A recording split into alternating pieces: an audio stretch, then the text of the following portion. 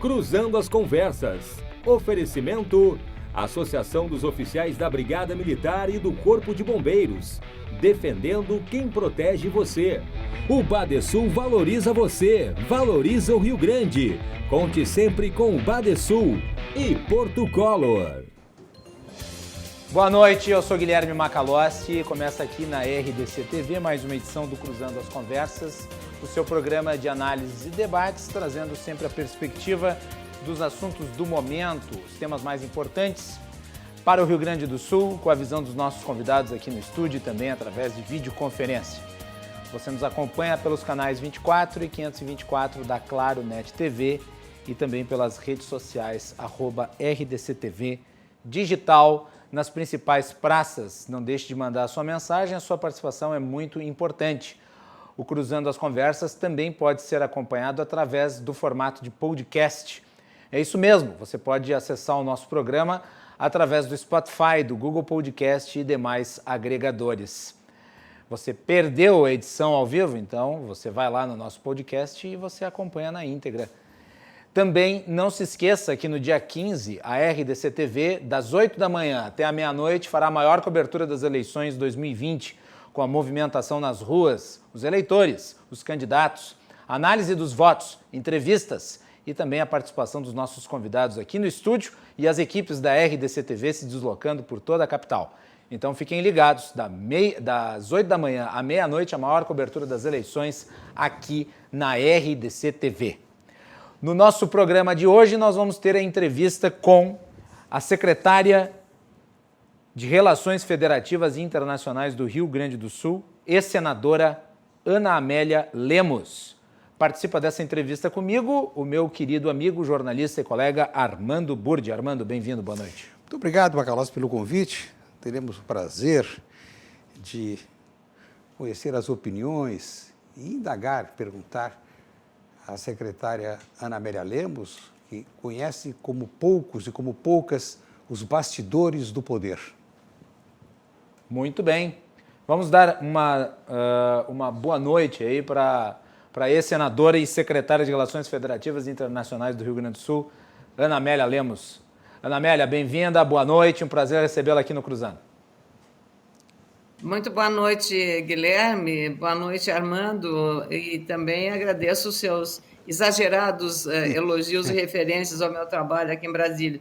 Aquela história, né? O diabo mais sabe por velho que por diabo, ou o hábito do cachimbo entorta a boca, né? Então, na verdade, é o tempo que a gente está aqui acompanhando o cenário político do país, com tantos eventos ao longo dessas últimas décadas, que a gente acaba tendo que forçosamente aprender alguma coisa, não é mesmo? É isso mesmo. Ana Amélia, eu vou começar lhe perguntando sobre a repercussão da visita do governador Eduardo Leite aí a Brasília. Ele foi acompanhar como é que vai o andamento também das modelagens, das privatizações que estão em andamento junto ao BNDES. O BNDES tem feito assessoria para o governo do estado no sentido de criar aí as modelagens de privatização das 3 empresas que foram autorizadas para venda, Sulgás, CRM e CE. Eu gostaria que a senhora falasse um pouco sobre a visita do governador e como é que está o andamento dessas modelagens. Olha, Guilherme, eu fiquei muito impressionada, eu participei dessa audiência, foi a primeira que ele teve ao chegar em Brasília, na terça-feira, e toda a equipe do BNDES, não apenas o presidente da instituição, mas toda a equipe técnica fez uma exposição com PowerPoint sobre o caso da CE e da Corsan. E estava também o secretário, vários secretários, o secretário Arthur Lemos Júnior, o procurador-geral, o secretário da Fazenda, Marco Aurélio, o Eduardo Cunha Costa, que é o procurador-geral do Estado, e o Marco Aurélio, e os presidentes das 2 empresas estatais.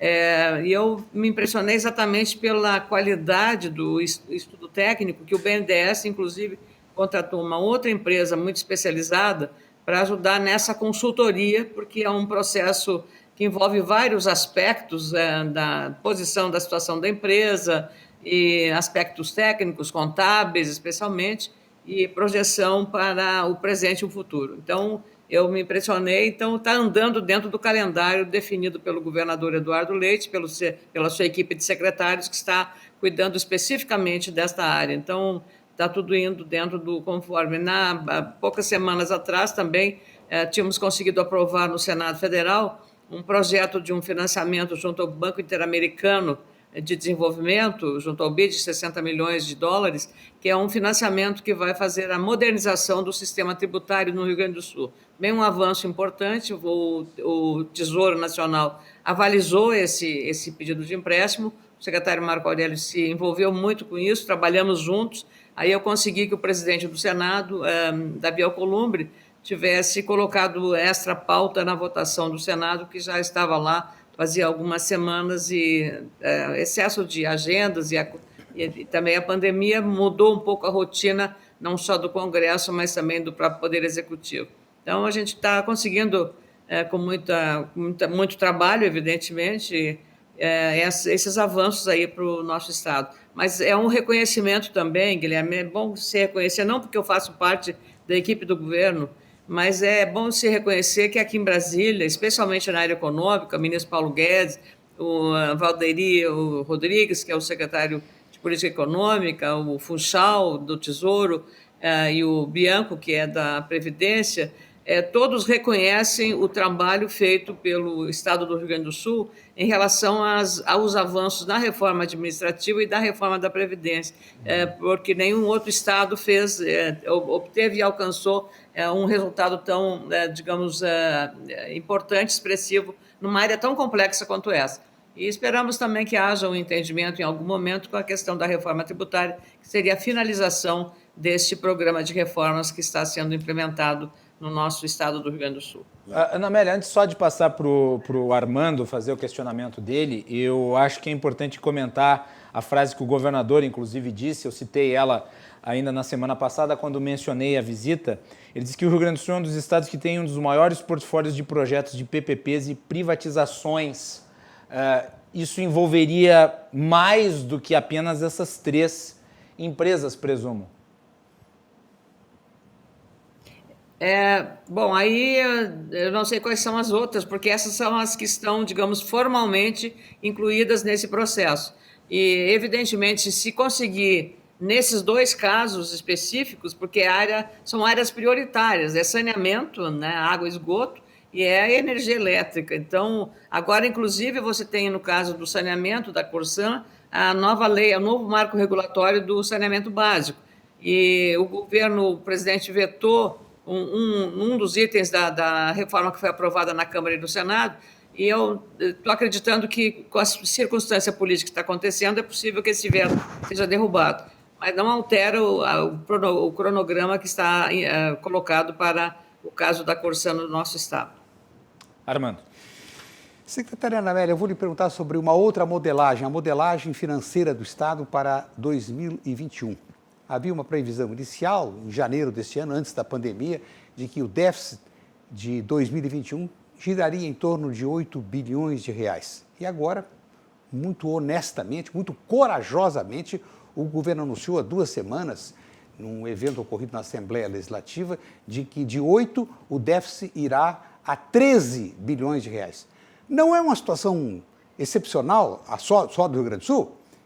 Pelo menos mais 16 estados vão navegar em 2021 com déficit. E as propostas que o governo oferece, como, por exemplo, o Plano de Recuperação Fiscal, o Rio de Janeiro, que assinou o acordo em 2017, completou em setembro 3 anos e não ajudou absolutamente nada. O Rio de Janeiro afundou mais ainda. E isso que o Rio de Janeiro tem os royalties do petróleo. O Rio de Janeiro recebe, a cada 4 anos, 54 bilhões. Fica com a grande fatia dos royalties do petróleo, porque tem a plataforma marítima na sua costa. Qual a saída para os governos estaduais, já que a primeira negociação remonta a 1997, o governo Fernando Henrique Cardoso, que absorveu as dívidas dos estados, baixou o juro, os estados estavam pagando naquela época 32% de juros ao ano, baixou para 6%, e nem isso resolveu o problema de todos os estados? Armando, em primeiro lugar, eu vou brincar com vocês. Cada macaco no seu galho, né? Essa é uma área específica da área da fazenda, mas o que não me deixa, não me permite fazer um breve comentário a respeito dessa ação. Nós estamos aguardando.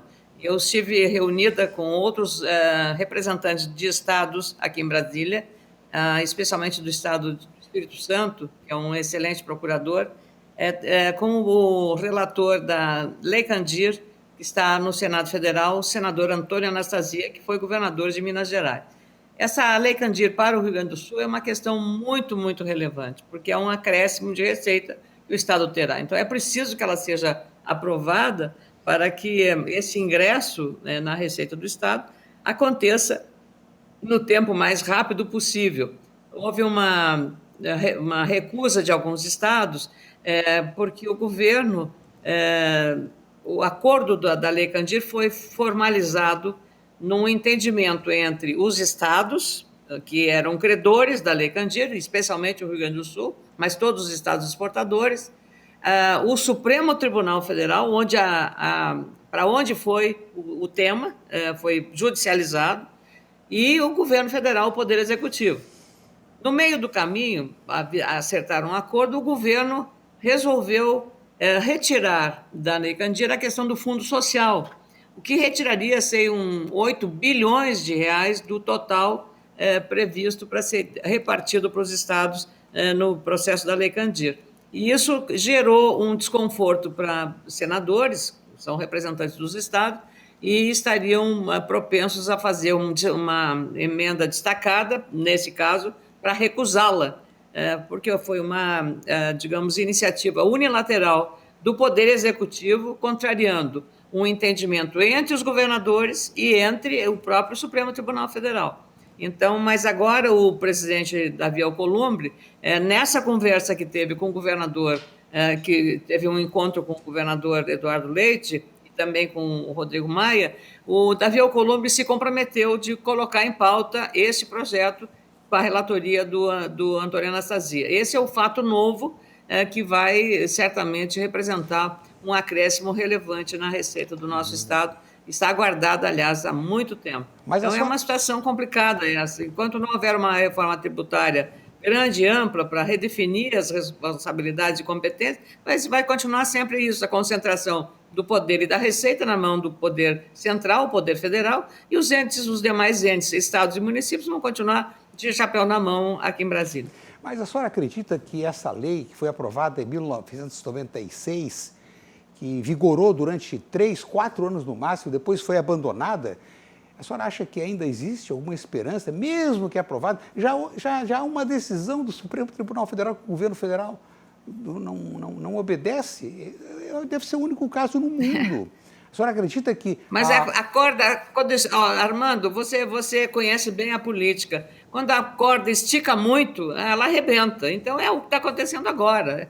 A corda esticou no limite, agora vai arrebentar. Ou dá ou desce, ou vai sair ou não vai sair. Ou se judicializa de uma maneira muito mais radical. Mas eu acredito, sim, sinceramente acredito. Até porque o relatório do Anastasia está extremamente bem feito, bem elaborado, ele conhece profundamente a matéria. Então, para mim, não há nenhuma dúvida a respeito disso. Então, o jogo político é esse. E, lamentavelmente, estão, digamos, antecipando um debate sucessório em 2022 para a agenda de 2020. Então, isso também tem um elemento complicador e que é negativo para o interesse nacional. Você tem que resolver os problemas emergenciais e não pensar nas urnas de 2022. Até lá, tem muita água para correr por baixo da ponte. Tem que resolver o problema da Covid, tem que reativar a economia brasileira, que está em frangalhos, o aumento do desemprego enorme, uma série de fatores que foram criados que não estavam previstos. Então, se você ainda com isso compromete trazendo uma agenda que está fora de tempo, que é a questão eleitoral, aí as coisas ficam mais complicadas. Mas eu acho que as instituições, o Congresso está agindo adequadamente, aos trancos e barrancos, mas quem tem maioria é o governo. O governo tem poder, pode fazer a hora que ele quiser, ele tem as condições perfeitas para isso. A gente está percebendo também aqui, Armando e Guilherme, eu diria assim, uma dificuldade de coisas simples, assim, as prefeituras nos recorrem muito para reconhecimento de uma entidade sem fins lucrativos, que isso é decidido lá no MEC, imagina um MEC, devia ser na área da cidadania ou da área da assistência social, não é no MEC isso, e o SEBAS, famoso SEBAS, e a gente está, desde o início deste ano, final do ano passado, para um caso de Getúlio Vargas, uma instituição lá, Lar da Menina, e até agora nada. E aí a explicação é que isso está judicial, quer dizer, há uma disposição, uma ação direta de inconstitucionalidade sobre algum dispositivo desta lei, desse processo. Então, é uma coisa assim muito... Eu fico preocupada, porque são coisas emergenciais. Isso não adianta você esperar um processo judicial por uma instituição que depende do apoio das pessoas, das empresas, a colaboração, e ela só pode receber essas doações com filantropia se ela tiver habilitada, se ela tiver com a certificação. E aí o MEC não está funcionando adequadamente nesse aspecto. E aí você pergunta, mas por que isso está no MEC? Né? Eu devia estar numa outra área de ministério, pelo menos que funcionasse mais rapidamente. Então, algumas coisas que são distorções de funcionamento do governo federal que estão também atrapalhando muito digamos assim, essas decisões mais rápidas, mais operacionais, que não estão funcionando a contento. Secretária, só voltando para a questão inicial que eu havia feito relativa à visita do governador e das modelagens das privatizações, a senhora disse que está indo conforme o planejado, a senhora tem acompanhado isso aí direto em Brasília. Eu lhe pergunto, existe alguma previsão de quando essas modelagens ficarão prontas e o governo poderá vender essas empresas estatais? A questão é que o edital, né, que foi feito para essas operações está dentro do cronograma previsto. Então, a projeção que era algo em torno de 500 dias, né, secretária? A previsão é no início de 2021, então tudo está dentro do cronograma, né? Então, há uma, digamos assim, uma convicção de que as coisas estão caminhando. Não dá para botar a carroça na frente dos bois, né? Então, você tem que fazer... Porque é uma operação bastante complexa essa, né? Então, requer muitos segurança detalhes, jurídica, né? Requer toda a segurança jurídica. Tudo. Claro, quem vai participar de uma licitação dessas ou de uma concessão dessas, ele precisa ter absoluta segurança jurídica, porque não é pouco dinheiro que está envolvido nisso, não é, Guilherme? Armando. Secretária Ana Amélia, a senhora referiu Paulo Guedes. Quando o Paulo Guedes foi anunciado como ministro da Economia, ele foi desenhado como um mágico. Ele vai resolver. E até agora, como ministro da Economia, a impressão que eu tenho é que ele se escondeu dentro da cartola. E da sua cartola não sai nada, né? A senhora acha que ele está desiludido, ele está enfraquecido, ele fica até o final do governo, ele ainda há chance de depositar nele esperanças de que ele, por exemplo, vai encaminhar uma nova reforma reforma tributária? Aliás, o Macalossi tem sido insistente aqui, dizendo que e eu concordo, a reforma apresentada é uma reforma pífia, num país que tem um sistema tributário mais complicado do mundo. Há ainda a possibilidade de depositar esperanças? Quando ele assumiu, tinha uma esperança muito grande. E agora, parece que parou no meio do caminho e se perdeu no fundo da cartola. O que você nota, eu às vezes conversei algumas vezes com o ministro Paulo Guedes, eu sempre percebi nele uma grande convicção no que ele está fazendo. Ele, pessoalmente, uma grande convicção. Mas ele também tem consciência que ele é ministro de um presidente voluntarioso e que trabalha muito com rede social. Então, digamos, o conselheiro do presidente Bolsonaro é a rede social.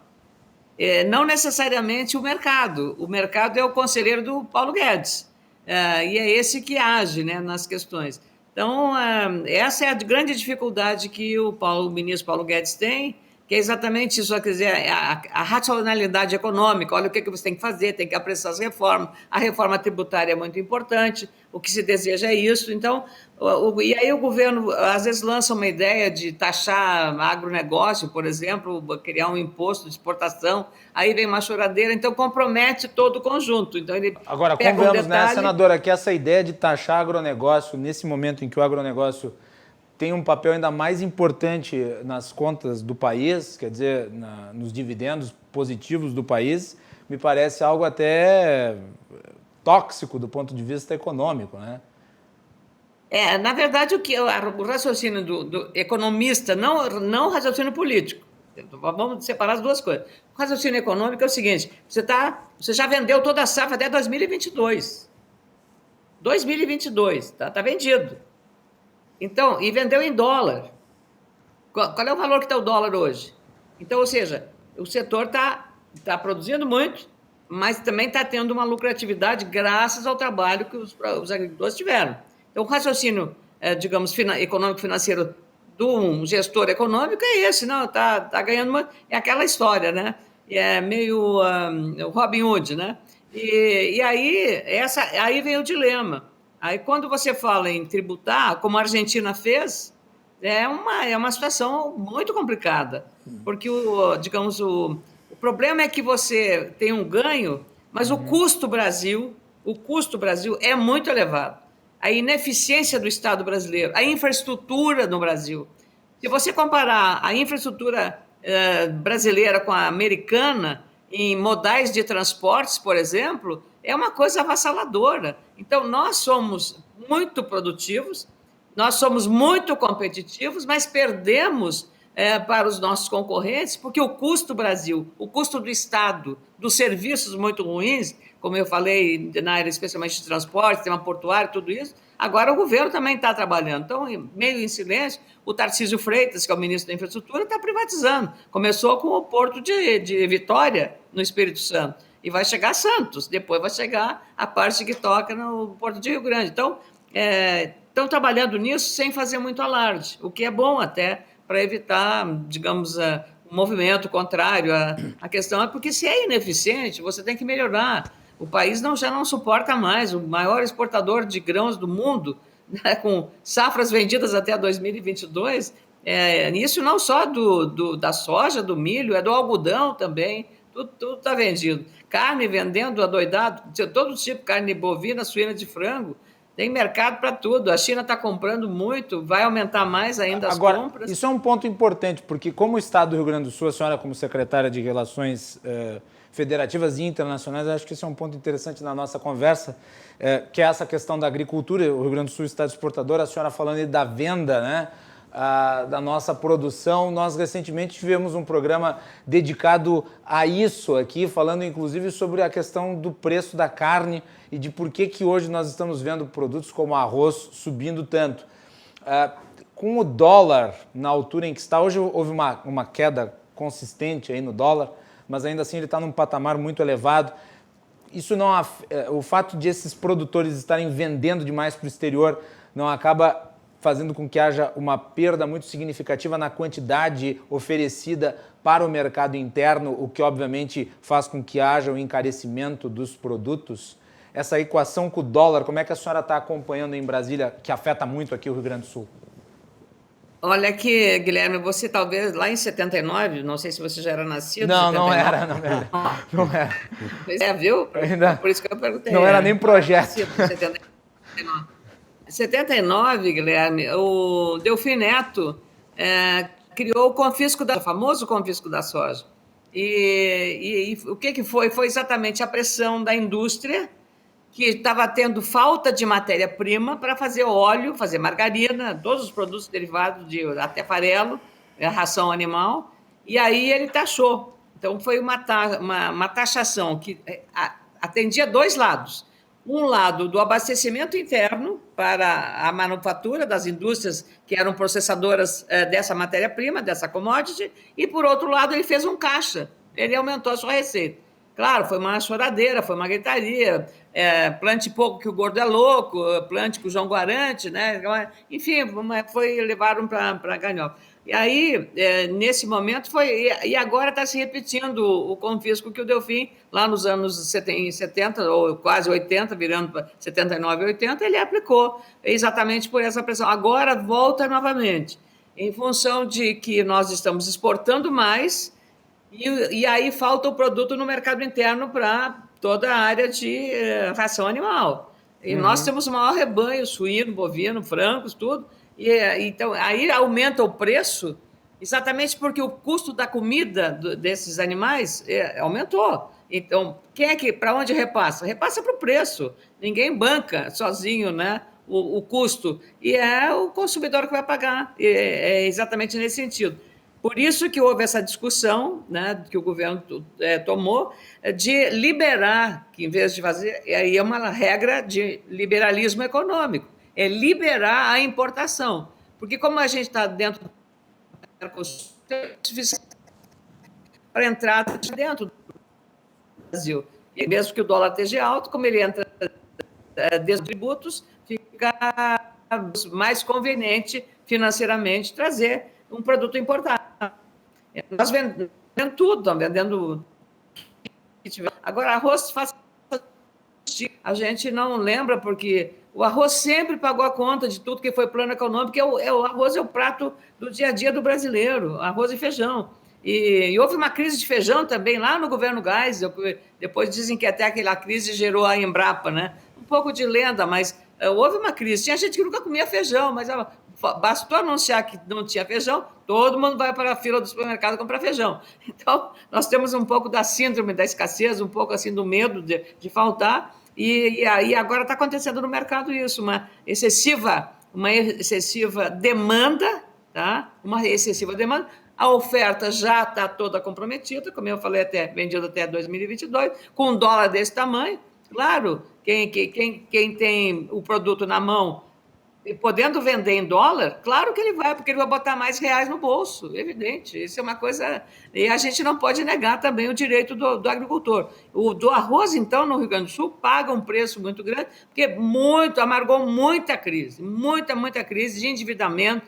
Ainda tem dívidas que estão se arrastando de anos passados. Eu acompanhei isso, a CPMI do endividamento agrícola, vocês não lembram desse episódio grande que acabou resultando nas renegociações, que ainda rolam na equipe econômica e no Ministério da Agricultura. Então, a gente tem que ver o cenário como ele é. O governo agora, eu acho que agiu inteligentemente, abriu a porta para a importação, que aí regula o mercado, vende quem tem produto, e o preço o mercado vai pagar.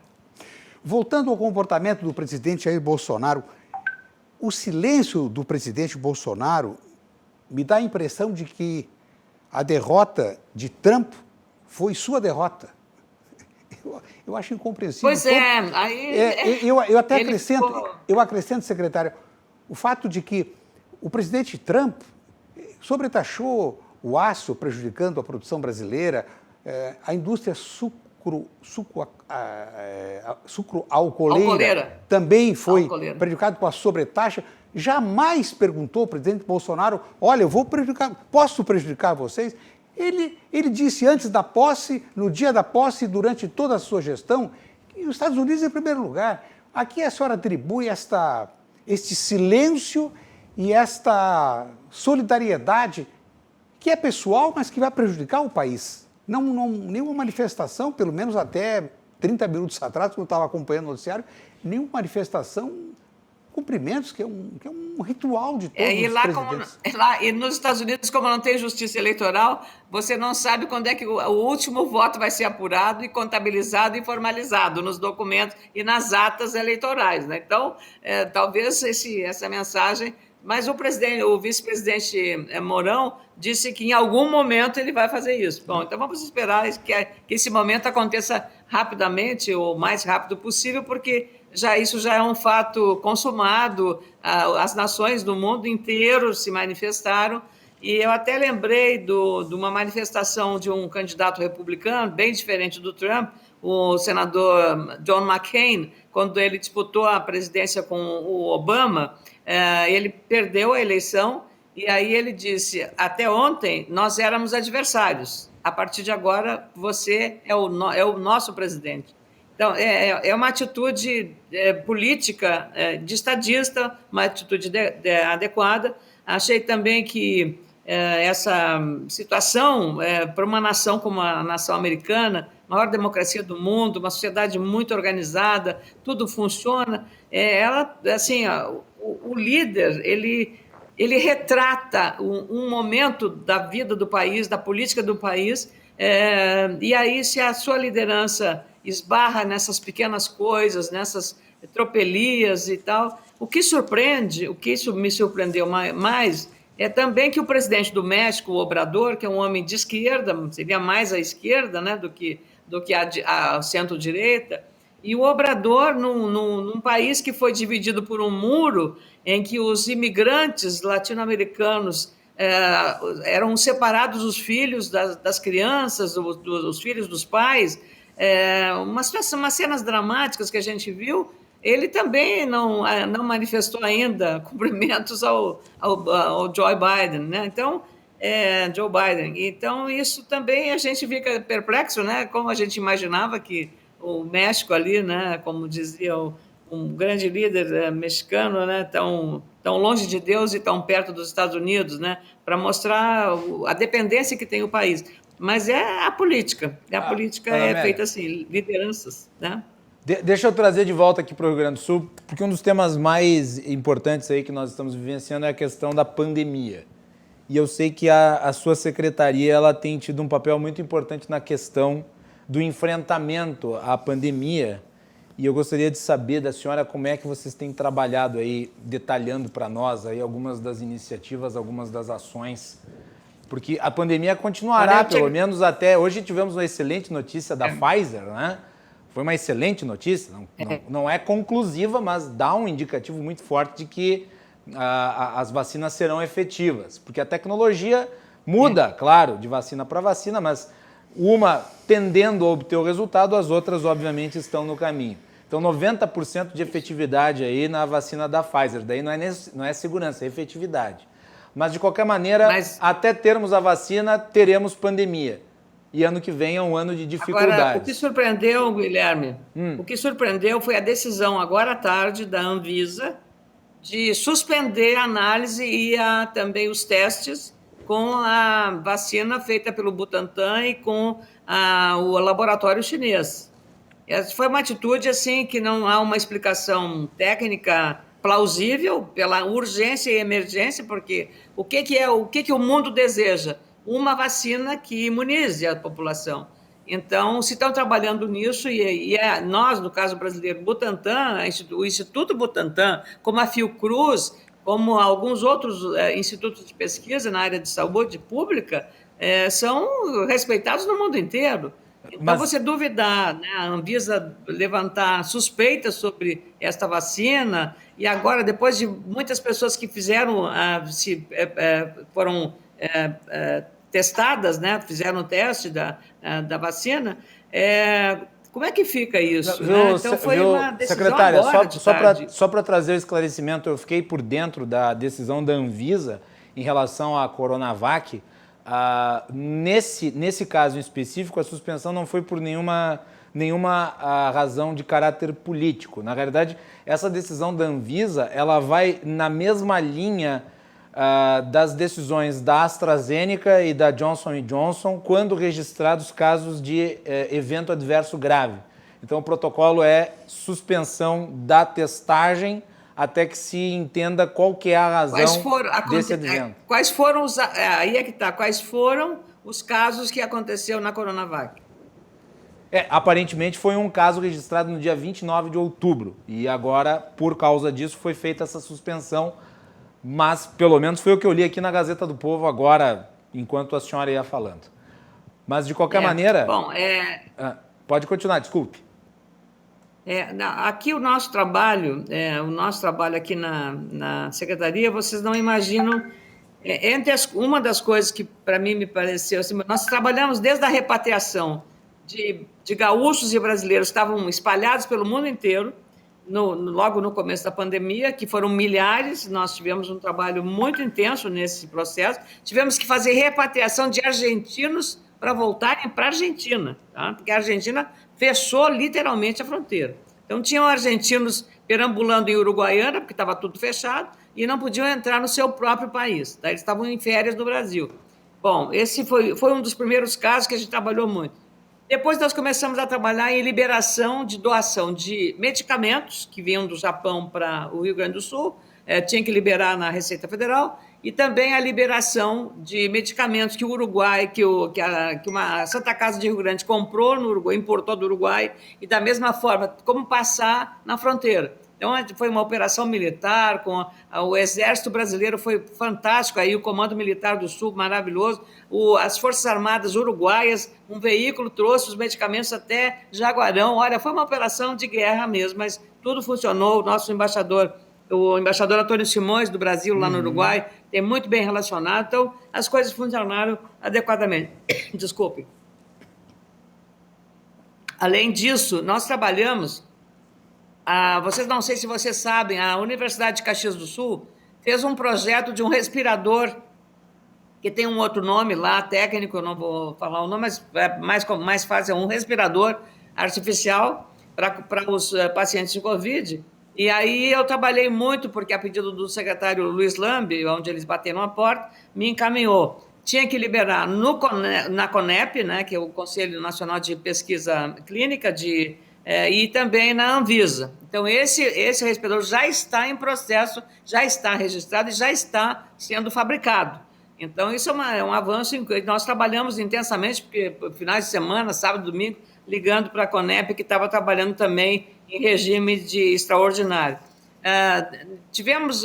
Fizemos um acordo binacional com o Uruguai, que foi o único que o Brasil assinou, um acordo entre dois países, porque temos um acordo fronteiriço que permitiu isso sem passar pelo Senado. E, claro, isso era tudo aplicado no Rio Grande do Sul, que tem a única fronteira com um país, né, que é o Rio Grande do Sul. Aí a primeira cidade foi Livramento, e depois, subsequente, as outras demais cidades que foram ampliados. E esse eu acho que foi um evento relevante. Fizemos várias audiências, por videoconferência com as autoridades uruguaias, com a diplomacia do Brasil, com o Ministério da Saúde, com a secretária Arita, trabalhando intensamente com o Bruno, que é Naudorf, que trabalha com a secretária. Então, foi assim, uma integração muito fluida com os uruguaios. Eles trabalharam muito e agora estão também convivendo com digamos assim, um recrudescimento do Covid que eles tinham controlado. E Rivera é acho que a segunda maior cidade lá. Não é a segunda, acho que talvez Punta del Este seja maior, mas tem 80 mil habitantes, Rivera, e é a mesma população que tem em Santana do Livramento, 80 mil habitantes. Então, ali tem os free shops, a cada fim de semana vão 80 ônibus para lá, e chegou o momento que eles pediram que a gente proibisse a circulação desses ônibus. Ora, como é que a gente vai proibir o ir e vir do cidadão brasileiro dentro do território? Não havia nenhum motivo. Eu até argumentei que isso poderia suscitar uma judicialização, que seria inviável fazer esse tipo de proibição. Então, assim, uma coisa, muita demanda que a gente teve, além das questões do Estado mesmo, como eu falei, da aprovação desse empréstimo, das demandas que estão sendo encaminhadas, e uma intensa procura de países que querem uma aproximação com o Rio Grande do Sul, procuram muito, até o Irã quer trocar produto por... O Irã quer comprar o ônibus, né? O Irã tem muito petróleo, então ele quer ônibus com energia fóssil, né? Não interessa, porque ele tem petróleo. Então eles querem comprar ônibus, então interessa. Mas eles não querem botar dinheiro, eles querem trocar por produto, né? Então eles vendem muito fertilizante, matéria-prima de fertilizante. Então, cada um tem uma história para fazer isso e realmente muito bom. Agora o Rio Grande do Sul vai fazer uma videoconferência nesse mês com a Argentina sobre Vaca Muerta. Vaca Muerta é uma reserva de gás de xisto, né, que é gás natural na região da Argentina, que é uma das maiores do mundo, essa reserva. Então, para ver se há viabilidade econômica e ambiental para trazer esse gás natural para alimentar as unidades que temos em Uruguaiana e, eventualmente, trazer até Porto Alegre.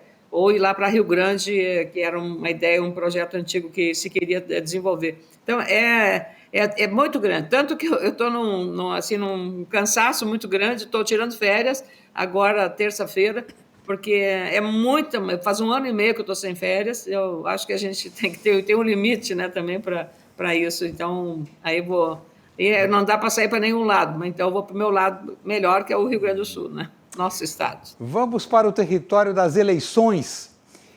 Secretária, as eleições de 2016 e 2018, elas foram marcadas pela chegada ao poder de muitos candidatos que se apresentaram como antipolíticos, antipolítica. E muitos deles fracassaram, tanto como prefeitos, como governadores. Vou citar 2 casos. O governador Moisés, de Santa Catarina, afastado. O Witzel, do Rio de Janeiro, afastado. E eu acho que o único dessa nova safra que se identificou como antipolíticos foi Alexandre Calil, que vai ser reeleito com larga margem em Belo Horizonte. A senhora acha que essa postura vai prevalecer nas eleições do próximo domingo? Os políticos voltarão na sua totalidade ou ainda haverá oportunidade para aqueles que preconizam, mesmo inexperientes, condenam a política, falam mal da política, mas querem chegar ao poder? Uma boa questão essa. Eu acho que só depois da eleição mesmo, do voto na urna e apurado, que você vai saber, meu querido Armando Burdi. Eu acho que esse discurso ele perdeu um pouco o gás, exatamente por esses exemplos que você citou. Que nova política é essa, se o cara não chegou nem na metade do seu mandato e já foi cassado? Entende? E outra coisa, o prefeito de Belo Horizonte, o Calil, que você cita, ele não fez a pregação de nova política.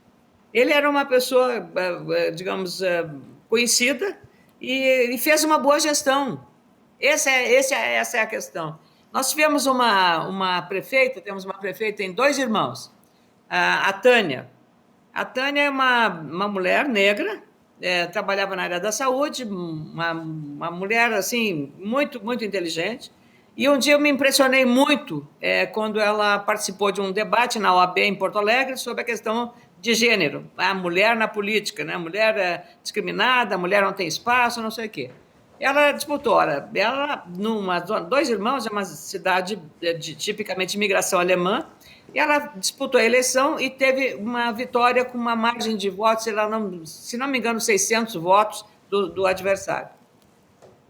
Ela depois se reelegeu e a vantagem dela sobre o adversário foi muito, muito grande. E aí ela fez uma revelação que, para mim, me deu a racionalidade, que não é nem nova nem velha política, é a política. Ela disse assim, olha, eu fiz mais votos e fui aprovada pelos eleitores de 2 irmãos para um segundo mandato, não porque eu sou mulher ou porque sou negra, porque eu fui aprovada e fui reeleita porque eu fui uma boa prefeita. Esse é o caso. Então, a gente tem que entender a lógica do eleitor nessa medida. Então, eu acho que a entrega que ela fez para a comunidade de 2 irmãos foi a prova mais fulgurante da sua capacidade. Então, esse discurso de nova velha política, acho que as redes sociais deram um pouco de, digamos assim, de glamour, que vai ser, não sei o que, sair da política. Não adianta, você não tem nova nem velha política. Você tem a política e quanto mais rigor você tiver no exercício da política, melhor para a democracia. Secretária, nós temos aí mais 10 minutinhos de entrevista no tempo que a gente tinha acordado junto com a assessoria. Eu sei que a senhora tem inúmeros afazeres, sei que a senhora está numa longa jornada aí, também não queremos abusar do seu tempo e da sua paciência, mas eu acho que é importante nós trazermos, foi oportuno o Armando perguntar sobre política, e eu gostaria de perguntar sobre um assunto que diz respeito ao futuro do Rio Grande do Sul. Nós pincelamos aqui, diz respeito a tudo de alguma maneira, mas de forma central, o presidente da Assembleia Legislativa, o deputado Hernani Polo, transformou isso basicamente na régua da sua condução dos trabalhos da Assembleia. eu sei que a senhora é uma mulher muito preocupada com isso, que é a questão da competitividade do Rio Grande do Sul. Como é que estão sendo esses esforços no sentido de buscar no exterior recursos, talvez, de investimento aqui para o Estado? Que tipo de vantagens estão sendo oferecidas no sentido institucional, jurídico? Quais têm sido as iniciativas nessa área, que é uma das áreas que o Rio Grande do Sul tem mais defasagem? Guilherme, nós, no ranking do CLP, que é o Centro de Liderança de Gestão Pública, nós estamos em último lugar em desequilíbrio fiscal. Isso. O desequilíbrio fiscal significa um Estado pouco eficiente. E aí não vamos discutir tamanho de Estado, pequeno, médio ou grande. Nós vamos tratar de Estado eficiente, não importa o tamanho, desde que seja eficiente. Então, quando você vê esses indicadores, o investidor, ele sabe que esse Estado custa caro. E aí ele se assusta. Então, por isso a relevância desse elenco de reformas, tu vê, mesmo com todo esse esforço feito ao longo desses 2 anos de Eduardo Leite, ainda assim o Estado vai ter um déficit. Agora, imagina se não tivesse feito isso. Que tamanho seria esse déficit?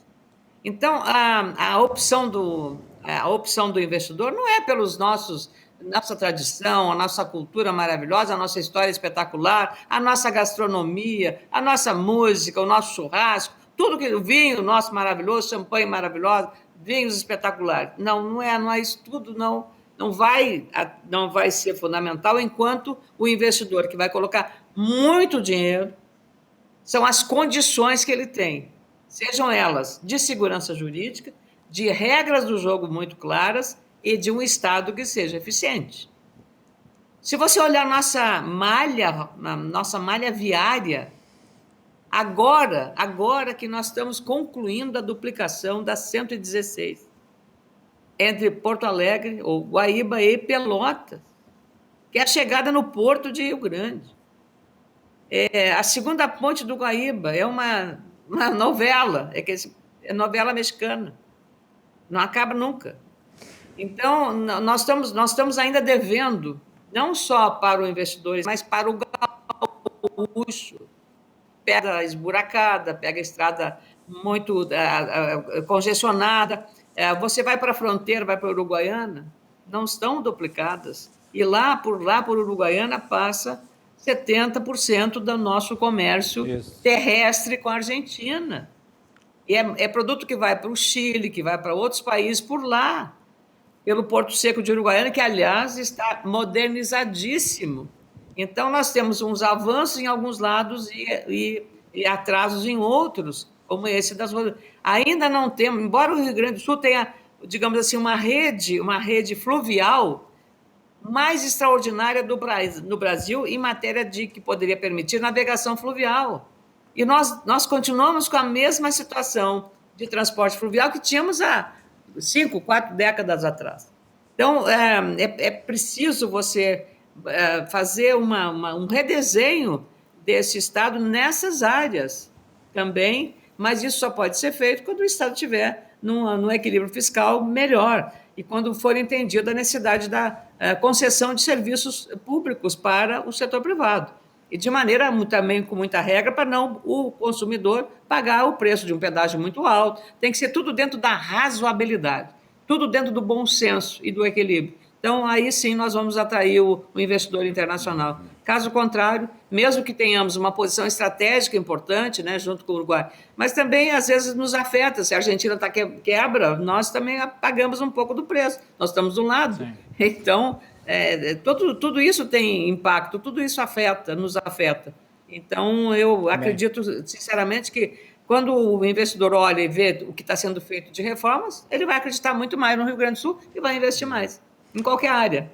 Ana Amélia, nós temos uma última pergunta do Armando e depois nós já vamos para o encerramento. Armando, última pergunta. Secretária, conhecidos os resultados da eleição do domingo, a partir de segunda-feira entra na pauta a eleição de 2022.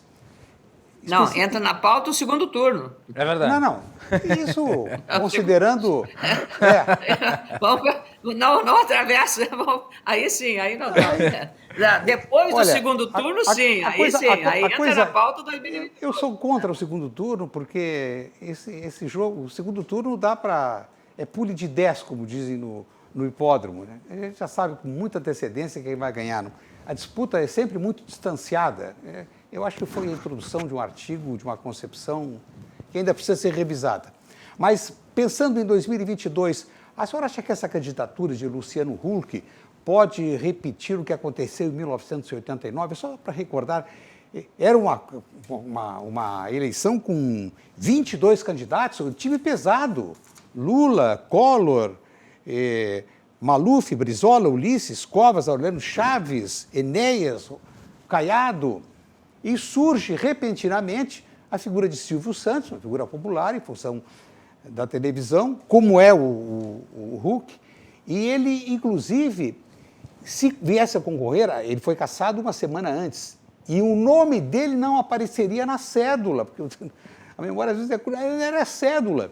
Então, ele concorreria e ele apareceu subitamente como líder, passando por cima de todos os outros.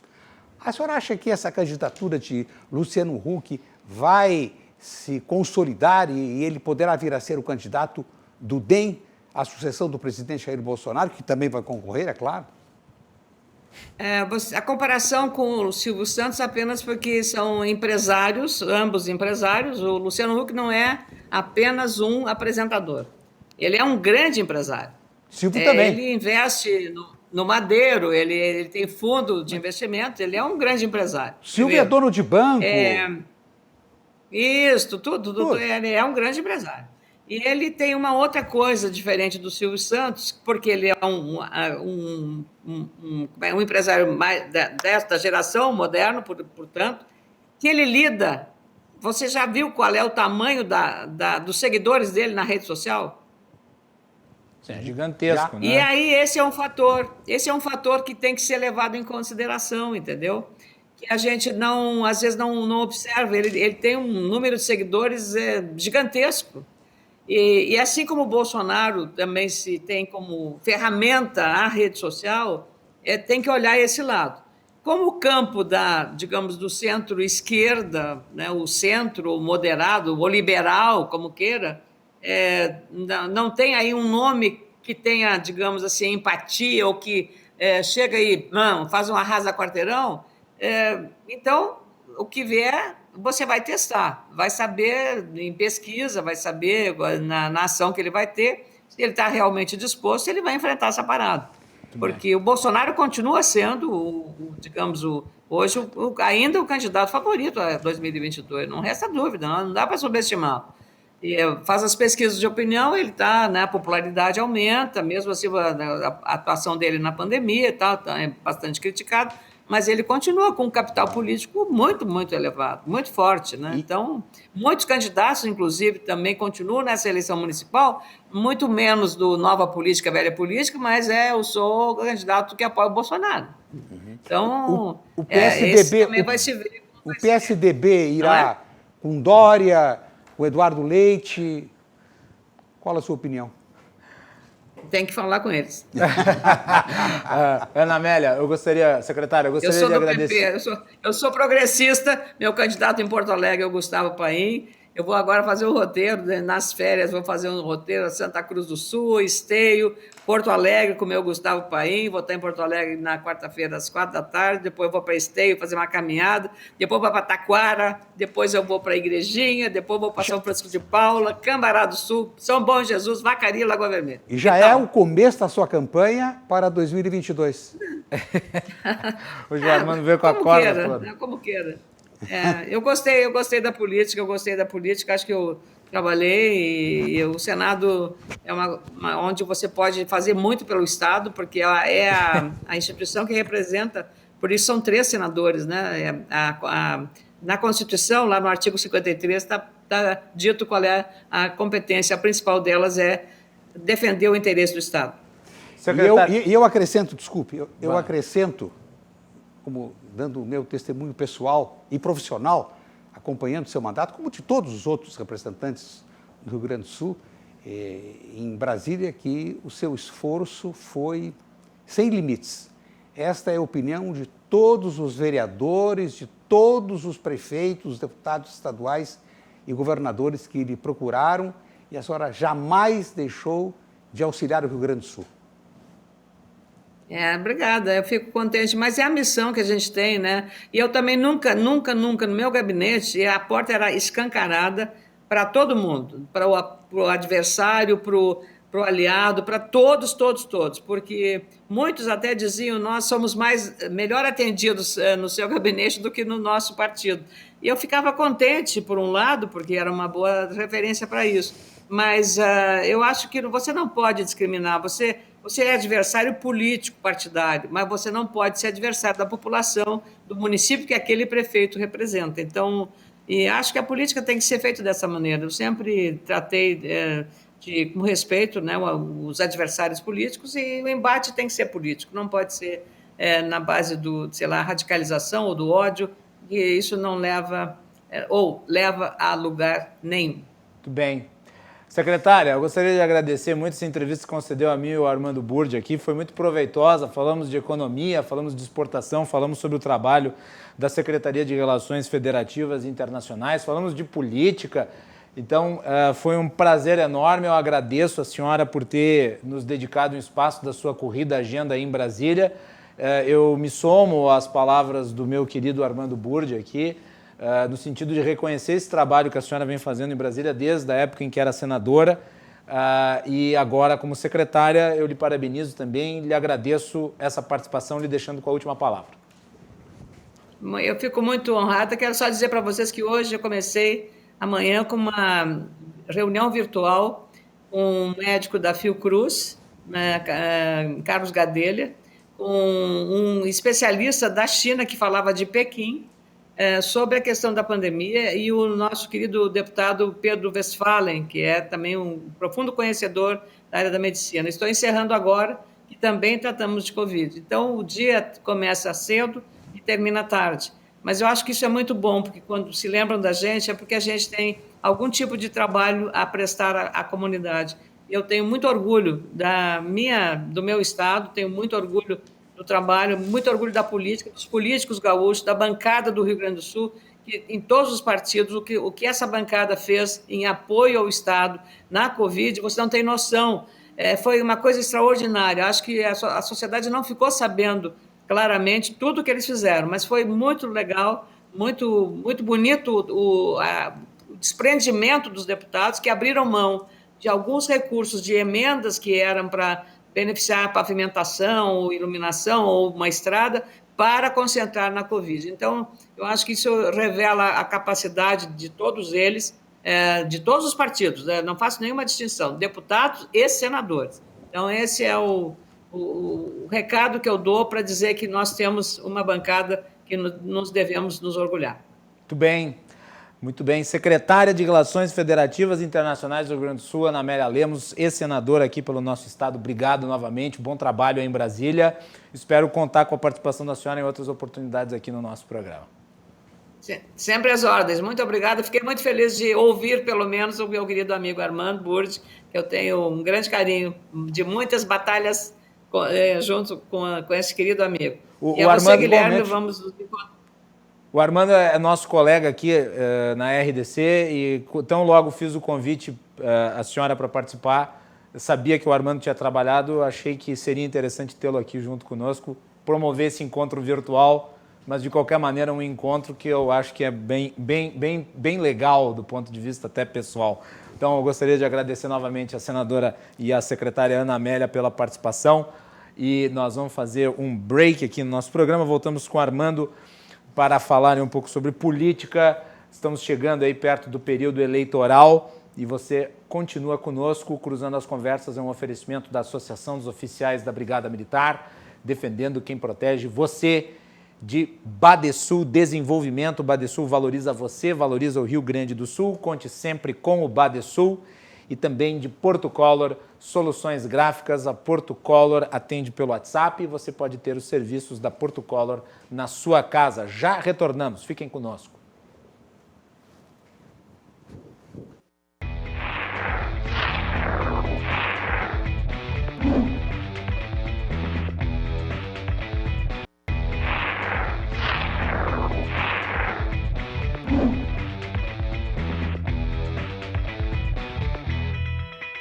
Estou aqui no Cruzando as Conversas de hoje com meu querido amigo, colega jornalista Armando Burdi. Nós tivemos no primeiro bloco uma entrevista com a secretária de Relações Federativas e Internacionais do Rio Grande do Sul, a ex-senadora Ana Amélia Lemos. Sempre uma conversa muito proveitosa. O Cruzando as Conversas é um oferecimento da Associação dos Oficiais da Brigada Militar, defendendo quem protege você. De Portocolor Soluções Gráficas, a Portocolor atende pelo WhatsApp e você pode ter os serviços da Portocolor na sua casa. E também de Badesul, quem valoriza o Rio Grande está ao lado dos gaúchos em todos os momentos, principalmente nos mais difíceis. E o Badesul está sempre ajudando no desenvolvimento do nosso estado com investimento, inovação e muito trabalho. Com esse propósito, o Badesul contribui para o crescimento do Rio Grande do Sul e, junto com você, luta para superar todos os desafios.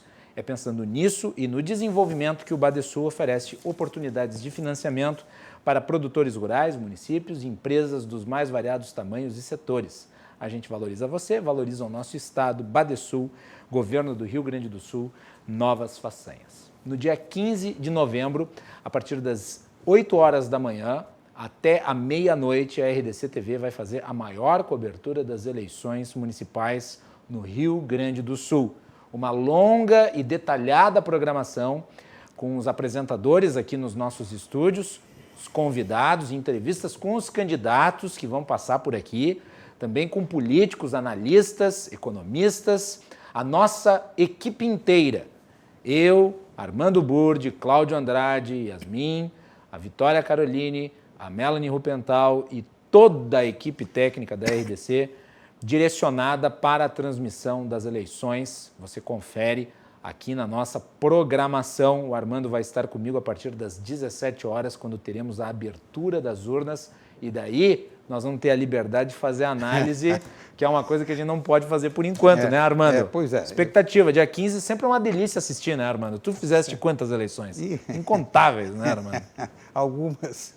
Eu quero apenas relembrar, porque muitos telespectadores, durante o dia, a gente se encontra, vocês não dão opinião sobre os candidatos? Apenas quero lembrar que nós estamos sob mordaça. A legislação brasileira impede a manifestação favorável ou contrária aos candidatos. E as penas são rigorosíssimas. Multa, processo e pode até retirar, como já houve casos de retirada de emissoras de rádio e televisão. Emissoras que têm concessão do governo não podem fazer considerações sobre candidatos. Então, isso, muitos mandaram WhatsApp, o que eu acompanhei ali no intervalo, perguntar, e o caso do vice-candidato da chapa do Zé Fortunati à Prefeitura de Porto Alegre. Bom, é um episódio, ele é inusitado, foi uma surpresa, mas mesmo sem, não vou ferir a legislação. Uma coisa é dar notícia. A notícia é esta. Eu quero apenas acrescentar que, pessoalmente, não como candidato, muito antes de candidato, eu conheço o André Secchini, vice na chapa do Zé Fortunati, é um médico cirurgião da área de neurologia da melhor qualidade, foi superintendente do Conceição, nos concedeu aqui uma entrevista de 30 minutos no programa Portal RDC, comandado pelo nosso colega Cláudio Andrade. Ele, pessoalmente, é uma figura de muitas qualidades. A sociedade gaúcha reconhece. Um médico, ele era superintendente e dava expediente como médico, que até é raro. Mas caiu um problema que os pequenos partidos enfrentam e com frequência, sobretudo nas candidaturas à vereança e ao legislativo estadual, ao legislativo federal. Ele é patriota e alguns pequenos partidos, eu não devo fazendo crítica, fazendo uma constatação, não tem um departamento jurídico, às vezes tão experiente. Bem estruturado. Né? Bem estruturado, como tem os grandes partidos. Então, a alegação na petição inicial encaminhada ao Tribunal Regional Eleitoral é de que ele se registrou um dia depois do prazo permitido pela lei com a sua filiação, para a sua filiação. O tribunal decidiu por 6-0 que ele não pode concorrer. Há uma dúvida ainda se a candidatura Fortunati pode, subjúdice, mas que estabelece um prejuízo, isso é indiscutível. E balança, eu acho que é importante dizer, né? Sim. Balança o cenário eleitoral claro, uma semana do processo, né, Armando? Claro. Quer dizer... Nunca houve, Macalossi, um episódio sequer próximo desse. E uma das candidaturas que está mais bem posicionadas aí entre os candidatos. Está bem posicionado. Então, isso gera, obviamente, uma situação que pode mudar aí o cenário. Vai mudar, indiscutivelmente vai mudar. Essas próximas horas, nós estamos a 5 dias da eleição, vai mudar, claro que vai mudar. Mas eu quero lembrar um outro episódio que tem semelhança com esse. No ano de 2000, fevereiro de 2000, faleceu o deputado federal Nelson Marquesan, meu amigo pessoal. Pai do prefeito. Grande fonte. E o seu filho, Nelson Marquesan Júnior, se candidatou no final do ano à Câmara dos Deputados. Claro, foi até uma exigência de eleitores. Seu pai não vai concorrer em função do falecimento, você concorre. Ele concorreu e obteve 60.071 votos. 60.071 votos numa campanha relâmpago. E ele deveria ter se inscrito no PSDB, o seu partido, o partido do pai, até um ano antes. E, conforme documentação apresentada ao TRE por pessoas que contestaram a sua vitória, ele foi impugnado e cassado. Não pôde exercer o mandato de deputado federal. Então, a legislação eleitoral, ela é muito rigorosa em relação a prazos, e a justiça eleitoral, ao contrário da justiça comum, assoberbada, com muitos processos, a justiça demora, a justiça eleitoral tem prazo e não pode demorar. Por isso, essa decisão, mas poderia acontecer depois. A justiça eleitoral, neste período, eu tomo como testemunha, porque eu acompanho o trabalho do Tribunal Regional Eleitoral, eles se superam, trabalham intensamente, não tem horário. Então, a decisão foi essa. Naquela época, inclusive, eu me lembro que o deputado cassado passou a ocupar um cargo na direção do Banco do Estado e, em 2006, já com a situação plenamente regularizada, ele se elegeu deputado estadual, obtendo 45.604 votos. Portanto, esse episódio não é o primeiro. Aqui temos um caso eu posso citar um outro? No Executivo e o outro no Legislativo. Posso citar um outro? Claro. Tarcísio Zimmermann. Em 2012 teve... Sim, vários outros. Houve vários outros casos. Citando mais o que acabou não podendo ser candidato. Agora ele é candidato. Sim, mas ali foi uma questão de prestação de contas. Sim, mas gera uma nulidade. Sim, geram, sim, são os mais variados motivos. E eu acrescento, eu acrescento até... É que a pessoa fala, a chapa foi impugnada, e daí muitos eleitores podem pensar, não é corrupção. Não, às vezes é uma questão puramente formal. Aqui foi puramente formal, não há absolutamente nada contra André Cecchini, a não ser o fato dele ter inscrito. Cabe recurso. Cabe recurso, mas eu tenho certeza, pelo que eu acompanho, de dezenas e dezenas de processos, quando há unanimidade no Tribunal Regional, o Superior Tribunal de Justiça, o Superior Tribunal Eleitoral o TSE, Tribunal Superior Eleitoral, não altera a decisão. Há um respeito muito grande pelas decisões aqui, o Tribunal Regional Eleitoral, que atende o Rio Grande do Sul, é conhecido como o da pena mais pesada, rigoroso, e eu acho muito, muito, muito difícil que essa situação seja revertida, porque o Ministério Público Eleitoral é muito rigoroso na análise, mas ninguém quer o mal de ninguém, né? Tomara que consigam, depois da eleição, isso não vai ser julgado antes, o benefício requerido pela coligação.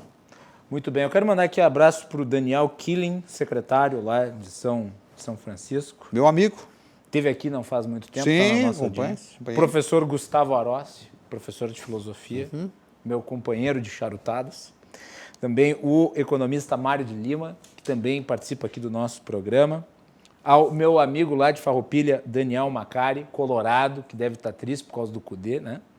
Mas fazer o quê? Agora acho que vem o Abel Braga. Não vem o Abel Braga agora? Abelão. O Abelão. Abelão é da casa, Abelão, né? tem uma característica, sabe que ele é um grande pianista. Pianista? Pianista. Já assisti ele tocando Jobim, tocando Mozart. Maravilha! Ele é uma figura muito curiosa, aquele tipo. E certa vez entrevistei e disse: eu não me entendo, disse o Abelão. Eu não me entendo. Como é que eu, um pianista, estudei em conservatório, sou aquele maluco na beira do gramado? Eu comecei a rir, não parei mais. Né? Muito bem. Armando, só estamos aí 3 minutinhos para o fim do bloco. Qual que é a tua expectativa para domingo? Eu quero... Sem resultado, né? Qual que é a tua expectativa para o processo eleitoral? Eu quero apenas registrar a manifestação, estamos acompanhando a jornalista e professora Ana Paula Mediolaro e o professor César Oedel, a quem mandamos um grande abraço. Ana Paula está de aniversário, um beijo grande para ela e felicidades. Ana, querida, o abraço é mútuo aqui e desejo muitos anos de vida aí. Ela é uma querida amiga e já participou várias vezes aqui do Cruzando, né, Armando? E o professor Oedel também. É isso aí. Que é uma exponência na área das relações internacionais. Teve semana passada aqui falando sobre as eleições americanas, deu uma aula. Armando, tua expectativa para domingo? Olha, eu tenho conversado muito com deputados estaduais que percorrem o interior, lógico, né? Sobretudo os deputados que têm base no interior, na sua região, eles auxiliam os prefeitos, os vereadores que estão buscando mandatos e pergunto como é que está a temperatura e há uma afirmação, claro, fazem considerações, mas a afirmação unânime que o grande problema é o risco de uma abstenção muito alta. Que o grande inimigo dessa eleição é a possibilidade de uma abstenção, o que é muito, muito, muito ruim. Quando a maioria dos eleitores se abstém, não vai ser a maioria, mas uma parcela maior do que tradicionalmente acontece se abstém, o risco é grande porque se faz um voo nem por instrumentos, né? No meio das nuvens sabe-se lá o que vai dar. Então, eu acho que é esse apelo que os tribunais regionais eleitorais fazem, no sentido de que esse direito seja exercido, o direito à cidadania, de decidir sobre o futuro, sobretudo nas cidades. Eu costumo dizer, a escolha do vereador e a escolha do prefeito vem na frente da escolha dos deputados estaduais, federais, senador, governador, presidente da República, porque é ele que resolve o problema imediato da cidade, do dia a dia. Então, não dá para se abster. É isso aí. Só uma nota antes do encerramento do nosso bloco. 7º dia de apagão no Amapá. Vocês imaginem só ficar 7 dias sem luz e a perspectiva de outros 10, que é a que está se desenhando no horizonte. Isso é uma pouca vergonha. O Amapá virou a Coreia do Norte amazônica. Uma coisa lamentável, uma falha gerencial da administração estadual e do governo federal, que até agora não resolveu o problema e vai colocar aquela população à mercê do quê? Da luz do luar? É lamentável, né? Macalossi, Armando, da emenda do que você está dizendo, eu vou antecipar uma nota que eu publico amanhã em minha coluna que está a partir das 10 horas da manhã no site rdctv.com.br, rdctv.com.br. Publico uma nota com o seguinte conteúdo. Na selva de siglas do sistema tributário brasileiro, existe uma oculta. É a TSSP, Taxa sobre Supostos Serviços Públicos. O que está acontecendo nesse estado lá é um suposto serviço público. Que entregue para a iniciativa privada logo e acabe com esse negócio. Muito bem, vamos fazer um intervalo e voltamos com o João Carlos Silva, direto de Brasília, sempre os bastidores do poder. Fique conosco, já retornamos. Mano.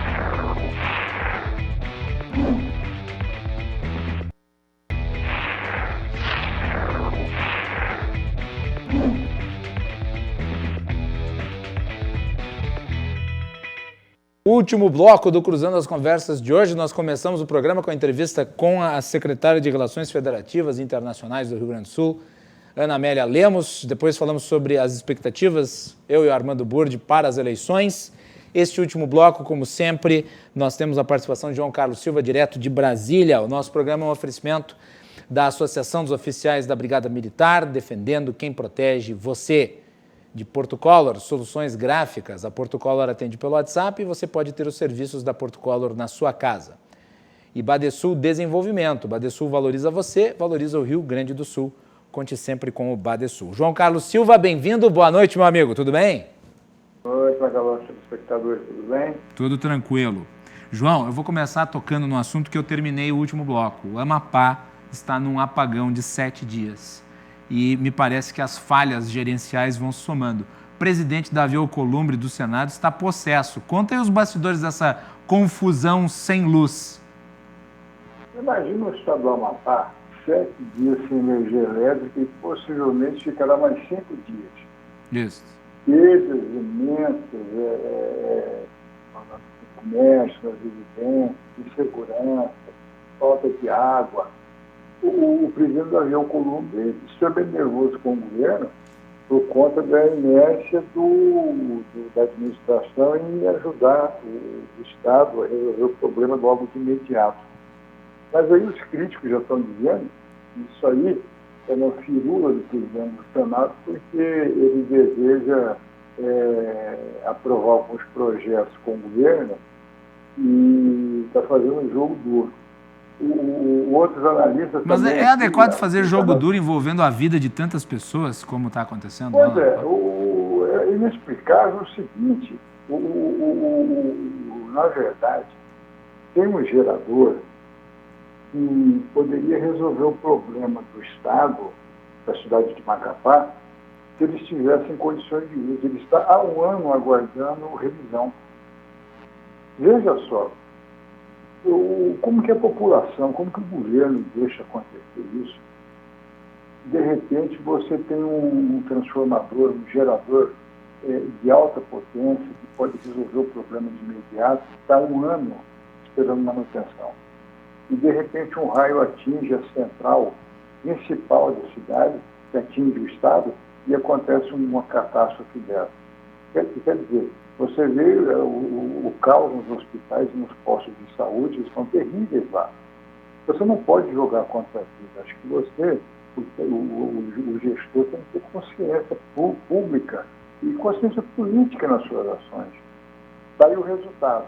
O ministro já disse que vai demorar mais ou menos, o transformador que está vindo para Macapá, ele pesa toneladas. Ele vai demorar mais ou menos de 2 a 3 dias. Imagina, João, vai demorar mais não sei quantos dias, o ministro Bento Albuquerque fala isso, os prejuízos que se acumulam, né, para o setor privado no Amapá e os prejuízos sociais inegáveis que também vão se somar aí. É um absurdo de tal proporção e me impressiona como está sendo subrepercutido. É um assunto que se fala muito pouco, talvez porque o Amapá fique lá longe, mas é um estado, tem brasileiros lá, milhares de brasileiros moram lá. A desatenção para com isso é aviltante.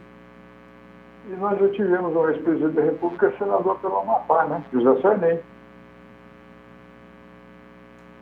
Davi Alcolumbre dizendo hoje, sigo para o Amapá acompanhado, disse 2 dias atrás, acompanhado do ministro das Minas e Energia, Bento Albuquerque. Digo a cada amapaense que a solução está sendo encaminhada. Como é que ele diz isso? Quer dizer, lá no Amapá as pessoas estão sem luz, quer dizer, está sendo encaminhada, aguardem mais uns 5 dias. O Estado está isolado praticamente, não tem nenhuma perspectiva de se regularizar a questão da energia elétrica na cidade da noite para o dia. Você pode ter certeza disso, Macalossi, que vai demorar aí, isso vai arrastar até o final do mês. Principalmente no interior, quer dizer, pode ser que se religue a luz na capital, mas o interior... No Amapá, no ano retrasado, as cidades são muito distantes e Sim. muito deficitárias, dependentes da capital. Não tem praticamente os recursos. E a capital, Macalossi, a capital ainda é pobre de recursos avançados. Você imagina, e você está correto, o interior do estado. A coisa fora do comum. João, saindo do Davi Alcolumbre para o Rodrigo Maia. O Rodrigo Maia resolveu falar sobre Luciano Huck e Sérgio Moro. Diz que Sérgio Moro é de extrema direita. E aí? Eu acho que o posicionamento do Rodrigo Maia, ele tem tudo a ver com a sua história. Eu sempre digo isso, o Rodrigo Maia nasceu no exílio, nasceu no Chile, na Embaixada Brasileira do Chile, porque os pais estavam, o pai, César Maia, tinha sido exilado pelo regime militar e ele conheceu a sua esposa, Maria Ângela, a mãe do Rodrigo, do irmão dele, no Chile, e lá em Santiago. E lá o Rodrigo nasceu. Quando ele diz isso, evidentemente que ele alfineta a questão da sucessão presidencial em 2022.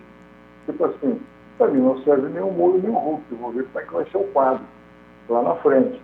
Os nomes que forem sendo apresentados, o que o DEM achar conveniente, claro, que o DEM tem um candidato a presidente da República, que é o Luiz Henrique Mandetta. Isso aí estava sendo costurado.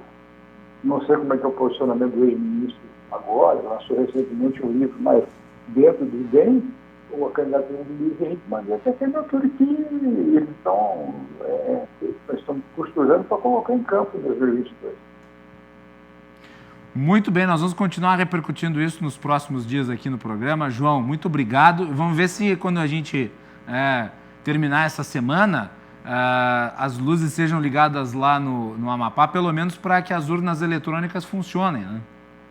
Pois é. E torcer também para que o presidente Jair Bolsonaro cumprimente o presidente eleito dos Estados Unidos, o Biden. E a EMA já mandou um WhatsApp para ele, viu? Biden. A EMA, aquela EMA do Palácio Alvorada. É que ficou o presidente. Tá bem. João, muito obrigado pela participação. Bom início de semana para o amigo. A todos vocês, espectadores, boa noite. Um abraço. É isso aí. João Carlos Silva, direto de Brasília, os bastidores do poder. E nós vamos ficando por aqui.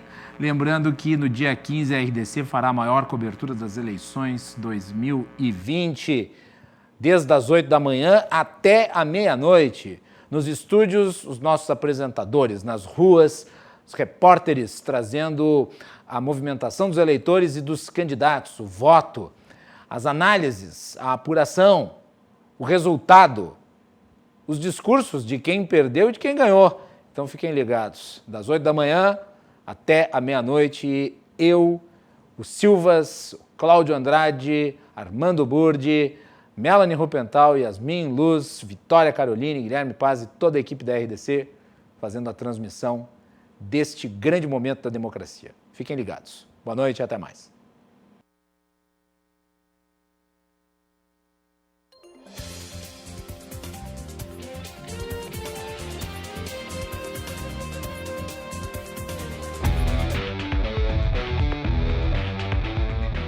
Cruzando as Conversas. Oferecimento: Associação dos Oficiais da Brigada Militar e do Corpo de Bombeiros. Defendendo quem protege você. O Badesul valoriza você, valoriza o Rio Grande. Conte sempre com o Badesul e Porto Color.